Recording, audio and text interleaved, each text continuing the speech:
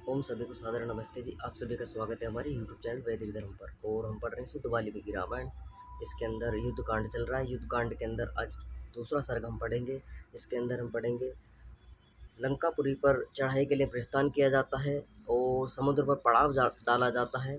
और यहाँ पर सुग्रीव के आदेश दिया जाता है श्री राम के द्वारा कि भी सेना को तैयार करो और सेना को शीघ्र से शीघ्र जो अच्छे कुशल सैनिक हैं उनको तैयार कर कर जो है शीघ्र आज ही के दिन प्रस्थान करो यहाँ से लंका पर चढ़ाई करने के लिए।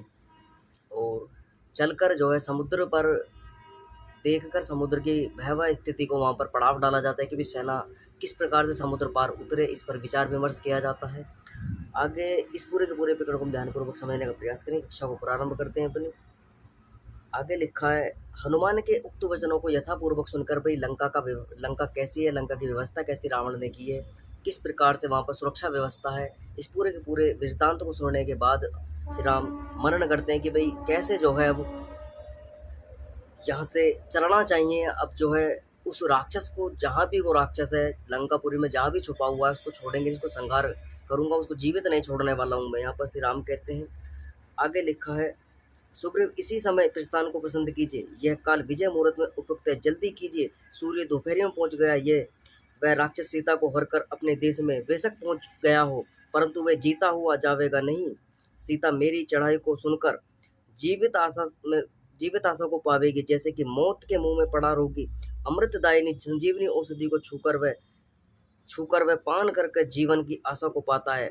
आज उत्तर फाल्गुनी, यहाँ पर बताया जाता है श्री राम के द्वारा, आज उत्तर फाल्गुनी नक्षत्र है, कल चंद्रमा हस्त नक्षत्र से योग करेगा, अतः सुग्रीव समस्त सेना को लेकर आज ही प्रस्थान करें। सीता का जन्म उत्तर फाल्गुनी नक्षत्र में हुआ था।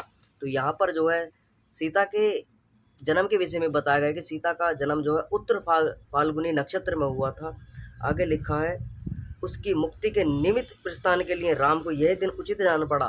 तो वो कहते हैं कि भाई आज ही के दिन जो है उसको यहाँ से चलना चाहिए, यहाँ से उसकी मुक्ति का प्रयास करना चाहिए, यानी कि उसको मुक्त कराने के लिए यहाँ से हमें प्रयत्न करना चाहिए। ये दिन मुझे शुभ लगता है, शुभ दिन है ये, इसी में आज हमें चलना चाहिए। आगे लिखा है, वानराज सुग्रीव ने और लक्ष्मण ने राम का यह प्रस्ताव पसंद किया, जिस पर कर्तव्य ज्ञाता धर्मात्मा राम ने आगे कहा, 1100 शीघ्रगामी बानरों को साथ लेकर नील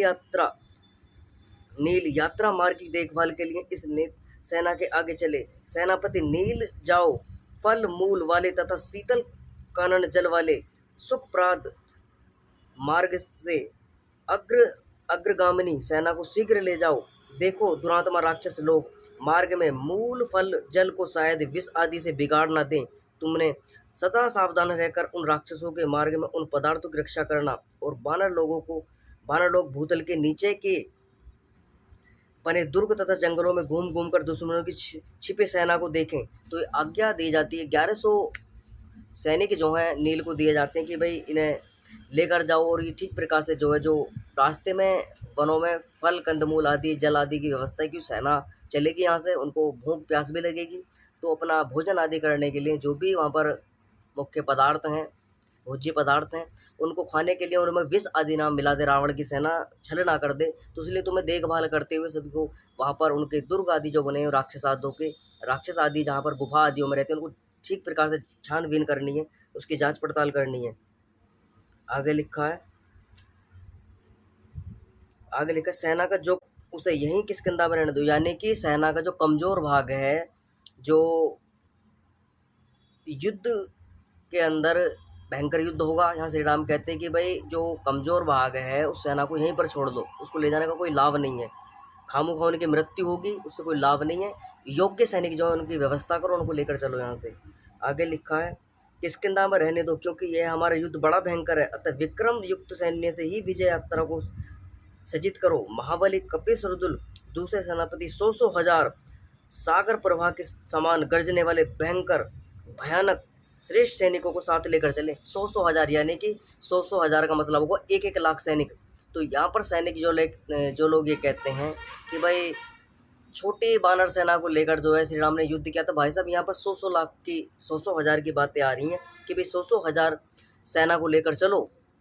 100 का हजार का मतलब होगा 2 लाख सैनिक, 2 लाख सैनिकों को लेकर चलो। ऐसा सुझाव जो है श्री राम के द्वारा दिया जाता है। आगे लिखा पर्वत समान ऊंचा गज सेनापति महाबली गवध सेनापति और गोस्पों के बीच में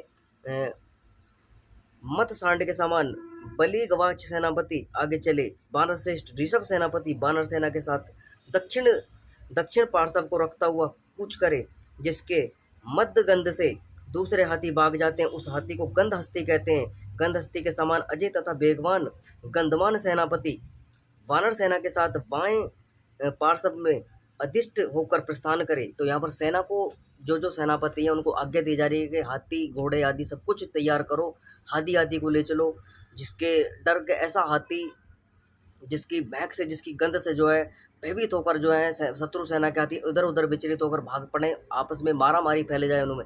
आगे लिखा है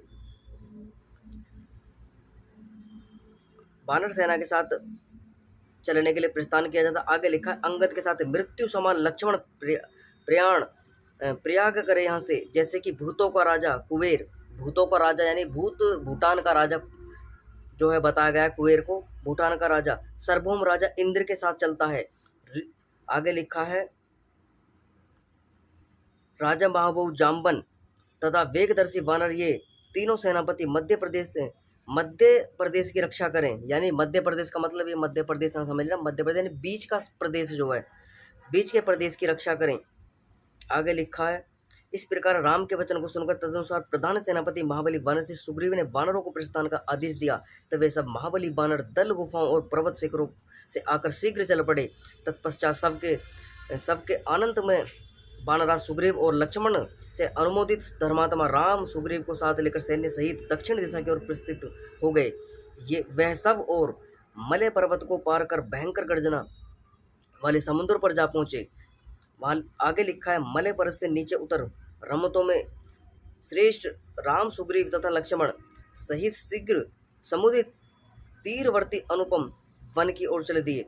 तब सहसा के उठे जल प्रभाव को से प्रचलित शिलाओं वाले विपुल तट पर पहुंचकर राम ने कहा सुग्रीव यह हम समुद्र पर पहुंच गए। तो यहाँ पर समुद्र पर पहुंचा जाता है पूरे के पूरे सेना आदि को लेकर, और यहाँ पर विचार विमर्श होता है कि हम समुद्र पर पहुंच गए। अब यहाँ पे विषाणीय विषय उपस्थित है कि जो कि किष्किंधा में हमने पहले ही हमारे सामने आया था।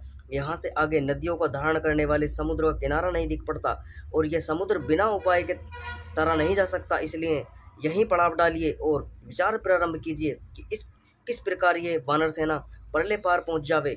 इस प्रकार सीता हरण से खींचे हुए महाबहु राम ने समुद्र पर पहुंचकर पड़ाव डालने की आज्ञा दी कि हरिश्रेष्ठ सुग्रीव समुद्री तीर पर सारी सेना ठहरा दीजिए। हमारा अब विचार काल उपस्थित हुआ है कि हम समुद्र को कैसे पार करें, कोई सेनापति अपनी सेना को छोड़कर कहीं भी मत जावे। तो यहाँ पर श्री राम के द्वारा आदेश दिया जाता है कि भाई हम समुद्र पर पहुँच चुके हैं, समुद्र किनारे पर पड़ाव डाल दीजिए और कोई भी सेनापति कोई भी व्यक्ति सेना से अलग ना जावे, यहीं के यहीं सारी की सारी सेना ठहर दी जावे और सारे के सारे व्यक्ति यहीं पर रुकें। आगे लिखा है कोई सेनापति अपनी सेना को छोड़कर ना जावे, हाँ कुछ सूर वानर इधर उधर जावे और शत्रु के छिपे भय को जाने। राम के आदेश को सुनकर लक्ष्मण सहित सुग्रीव ने समुद्र के वृक्षावृत तट पर सेना को ठहरा दिया। तब सागर के समीप में स्थित वह सैन्य बल मधु जैसे पिंगल वर्ण वाले वानर जल वाला एक दूसरा चमकीला सागर दिख पड़ने लगा। सागर के इस तीर पर साधुत्य ठहराई गई इस सेना को नील सेनापति ने विधि पूर्वक चारों दिशाओं से पूर्ण सुरक्षित तथा सावधान किया।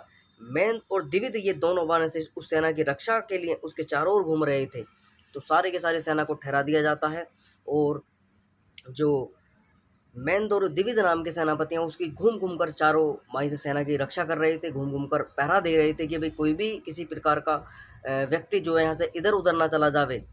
और यहाँ पर लंका के प्रस्थान के लिए समुद्र पर पुल बनाने आदि के लिए, वहाँ पर चढ़ाई करने के लिए भी समुद्र पार कैसा हुआ जावे, यहाँ पर जो है योजना आदि बनाई जाती है और कि भाई किस प्रकार से सेना को जो है लंका में प्रविष्ट हो गए, सेना समुद्र पार हो गए।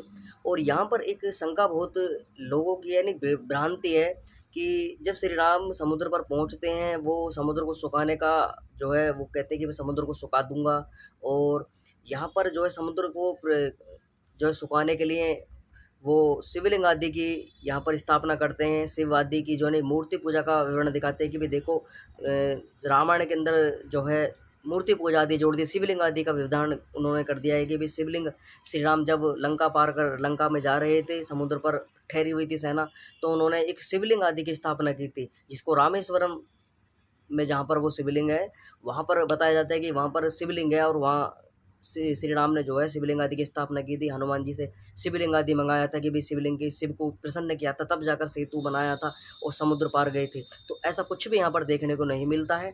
हाँ, समुद्र पर सेना ठहरती है।